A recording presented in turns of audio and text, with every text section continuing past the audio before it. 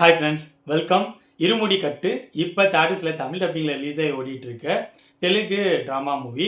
இந்த படத்துல ரவி தேஜா ஹீரோவா பெர்ஃபார்ம் பண்ணியிருக்காரு. இந்த படத்தை சிவ நிர்வாணா டைரக்ட் பண்ணியிருக்காரு. இந்த படத்தோட ஸ்டோரி என்ன, இந்த படம் எப்படி இருந்துச்சு அப்படிங்கிறத இந்த வீடியோவில் பார்ப்போம். அதுக்கு முன்னாடி என்னோட வீடியோஸ் பாருங்க, பிடிச்சிருந்தா லைக் பண்ணுங்க, கமெண்ட் பண்ணுங்க, ஷேர் பண்ணுங்க. அப்படியே என்னோட சேனலை சப்ஸ்கிரைப் பண்ணுங்க. இந்த படத்தோட ஸ்டோரி ஆந்திரால ஒரு சின்ன வில்லேஜில் நடக்கிற மாதிரி காட்டுறாங்க. ஹீரோ ரவி தேஜா அங்க இருக்காரு. அவருக்கு சொந்தமா கொஞ்சம் நிலம் இருக்கு, ஆட்டோவும் வச்சிருக்காரு. அவரோட ஒய்ஃப் பிரியா பவானி சங்கர். இவங்க ரெண்டு பேருக்கும் மிடில் ஏஜ்ல ஒரு சின்ன பொண்ணு இருக்காங்க. ரவி தேஜா தீவிரமான ஐயப்ப சுவாமி பக்தர். காரணம், பிரியா பவானி சங்கர் ரவி தேஜா இவங்க ரெண்டு பேருக்கும் கல்யாணம் ஆகி ரொம்ப வருஷம் குழந்தை இல்லாம இருக்கும். ஸோ ரவி தேஜா ஐயப்பன் சுவாமிக்கு மாலை போட்ட பிறகுதான் குழந்தை பிறந்திருக்கும். இதனால அவர் வருஷம் ஐயப்பன் சுவாமிக்கு மாலை போட்டுட்டு இருக்காரு. இவருக்கு அவரோட பொண்ணு மேல பயங்கர பாசம், பொண்ணுக்கும் அப்பா மேல பயங்கர பாசம். அது மட்டும் இல்லாம ரவி தேஜாவிற்கு மிடில் ஏஜ்ல இருக்க எல்லா சின்ன பிள்ளைங்களும் தன்னோட பிள்ளைங்க மாதிரி அவரு பாக்குறாரு. அந்த ஊருக்கு புதுசா பஸ் டிரான்ஸ்போர்ட் ஸ்டார்ட் ஆகுது. அதுக்கப்புறம் அந்த ஊர்ல அடுத்தடுத்து அசம்பாவிதங்கள் நடக்க ஆரம்பிக்குது. ஸோ இதுக்கப்புறம் படத்தில் நடக்கிற சம்பவங்கள் தான் இருமுடி கட்டு. இந்த படத்தோட மிகப்பெரிய பலமா எனக்கு பட்டது அப்பா பொண்ணு இவங்களோட சென்டிமெண்ட், அவங்களோட எமோஷன் சீக்வன்ஸ், அவங்க ரெண்டு பேரும் ஃபன் பண்ற இடங்கள், இது எல்லாம் தான் இந்த படத்தோட பெரிய பலமா எனக்கு பட்டது.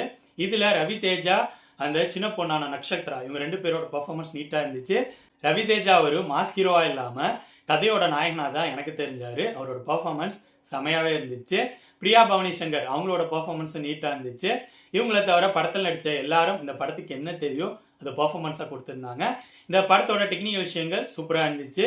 ஜிவி பிரகாஷ் அவரோட பேக்ரவுண்ட் மியூசிக் நல்லா இருந்துச்சு. ஐயப்ப சுவாமி பத்தி இந்த படத்துல 3 சாங் வரும், 3மே சூப்பராகவே இருந்துச்சு. இந்த படத்தோட ஸ்கிரீன் பிளேல ஃபர்ஸ்ட் ஹாஃபோட ஸ்கிரீன் பிளே எனக்கு ஓரளவு சுவாரஸ்யமா போற மாதிரி இருந்துச்சு. தெலுங்கு கமர்ஷியல் மூவியை பார்த்துட்டு இருக்கோம் அப்படிங்கிற மாரி ஒரு ஃபீலை கொடுத்துச்சு. இந்த படத்தோட செகண்ட் ஹாஃப் ஸ்கிரீன் பிளே சூப்பராகவே இருந்துச்சு. அடுத்தடுத்து செகண்ட் ஹாஃப் ஸ்கிரீன் பிளேல சர்ப்ரைஸா சில விஷயங்களை ரிவீல் பண்ணிட்டே இருந்தாங்க. ட்விஸ்ட் அப்படிங்கிற மாரி இவங்க ரிவீல் பண்ண இடம்லாம் கெஸ் பண்ண முடியல. அது நல்லாவே இருந்துச்சு. படத்தோட ஃப்ளோல பாக்குறப்ப சூப்பரா இருந்துச்சு. இந்த படத்தோட கிளைமேக்ஸ் போர்ஷனை பயங்கர எமோஷனலா கொண்டு போய் முடிச்சிருந்தாங்க. நம்ம கண்ணெலாம் கலங்குற லெவலுக்கு கொண்டு போயிருந்தாங்க. இந்த படத்துல பிரச்சனை அப்படிங்கிற மாதிரி சொல்லணும்னா, இந்த படத்துல ஓவராலா லாஜிக் மிஸ் ஆகும். ஹீரோ ஆக்ஷன் சீக்வன்சஸ் எல்லாத்தையும் தெலுங்கு கமர்ஷியல் படங்கள்லாம் எப்படி இருக்குமோ அந்த மாதிரி தான் இருக்கும். அது மட்டும் இல்லாம இந்த படத்துல இவங்க போலீஸ் அப்படிங்கிற விஷயத்த பெருசா யூஸ் பண்ணவே இல்லை, ஏன் மறந்துட்டாங்கன்னு கூட சொல்லலாம். அதுவும் ஒரு வகையான லாஜிக் மிஸ்டேக் மாரி தான் எனக்கு பட்டுச்சு.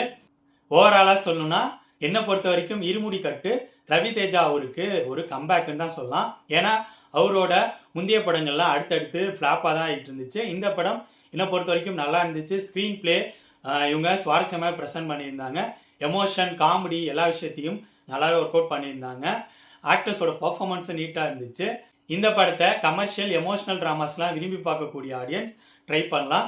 இந்த படம் இப்போ தாரிஸ்ல தமிழ் டப்பிங்ல ரிலீஸ் ஆகி ஓடிட்டு இருக்கு. ஸோ என்னோட ரிவ்யூ பேஸ் பண்ணி முடிவு பண்ணிக்காங்க இந்த படத்தை பார்க்கலாமா வேணாமான்னு. இருமுடி கட்டு படத்தை பற்றி என்னோட விமர்சனம் இது. அடுத்த வீடியோவில் இன்னொரு படத்தோட ரிவ்யூவோடு சந்திப்போம். பாய்.